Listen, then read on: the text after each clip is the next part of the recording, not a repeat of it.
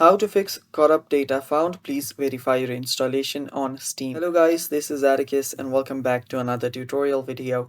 In today's video, I'll teach you guys how you can fix the corrupt data found. Please verify your installation error on your Steam. So whenever you're playing a game on your Steam and you get that error, this is how you fix it. So the first thing you will need to do is open up your Steam and make sure that you're logged into your account. After you've done that, what you'll need to do is head over to your library and just choose a game that is giving you that error. So after you find that game, simply right click on it on your library, head over to properties, and after you're on properties, you will see different sections right here. What you'll need to do is head over to installed files. After you're on installed files, you'll see verify this game's file are installed correctly.